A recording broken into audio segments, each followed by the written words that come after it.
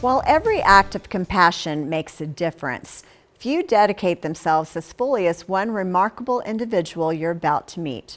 Reporter Ariane Aramburo in Alaska introduces us to a woman whose personal loss inspired a purpose that's making a lasting impact. It can all just be pretty normal stuff, but it's all needed. Inside the Food Bank of Alaska, the work never stops. And neither does volunteer Karen Burnett. Oh yeah. It's exciting because we know we're going to be busy. Most days you'll find her here in the sorting room. This is my spot. Whether it's milk, applesauce, or prepackaged protein, This is going to be wonderful. every item These are going to be so popular. has its place. I mean, look at the size of these apple juices. That wouldn't get too far for a family, but they're just right for a kid. Burnett started volunteering at the food bank 4 years ago. I had a friend who had talked to me about it, and it just sounded like a good thing to be out doing. You know, my husband had just passed away. I had time to kill, so I started, but it got to be so fun. I spent more and more time here. She logs about 600 hours a year If you're looking at counting steps, this is it. and has seen firsthand how the need has grown, Oh, they need everything. They need everything. especially in the last few years as more families struggle to put food on the table. I mean, if you took a look at the pantry and saw those empty shelves, it's hard sometimes when, you know, people are coming in and looking for something for their clients, and there's absolutely nothing in there. Karen's dedicated thousands of hours, but says the impact of her work goes far beyond numbers. And every day she's here volunteering, it brings a new reward. I just feel real involvement in a way that is appreciated. You know, people need this food. They need people to put it out for them. As long as there are people in need and boxes to unpack, These are so nice. Burnett will be here quietly, giving her time to those that need it most. I have to start another cart here.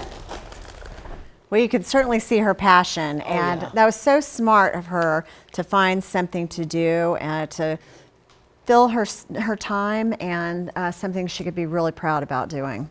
Fill that void right after the loss. She said right after losing her husband, somebody said, "Hey, come on over." Yeah. And I think if more people would do that when you know you've had that significant other pass, come on, let's go serve others. Let's put that grief to good work. When someone prepares a meal for you, like from scratch, and they just love you, and it tastes better because some love went into it. This is my spot, she says. You know, this is my spot. Oh, they're really going to love this. I think all that love going out in all that food. Yeah. Well, look at her, how she's found her purpose, and she says this makes her feel important, and she can give, and she can, you know. That says a lot, and the engagement. Absolutely, and obviously she is important. I mean, she's really making things happen there. Well, I did anybody else, was it not a miss that they were all in USPS priority boxes? So in Alaska, a lot of those communities, the only way to get to them is by flying. And so, you know, they didn't necessarily tell us what area, but that kind of led me to believe that they were like maybe even out a little bit more remote in some of those other areas where, you know, food's not as plentiful, there's not a grocery area, you know, around, and you're having to fly your supplies in, and then there's a food bank in the middle of all of that as well. I think many seniors would volunteer if they just knew where to go.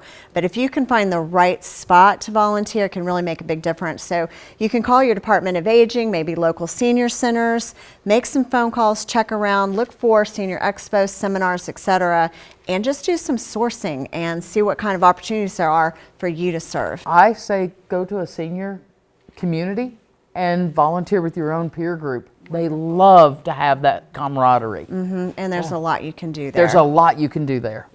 And we're all getting older. It's about time we talked about it. Until next time on Aging Untold.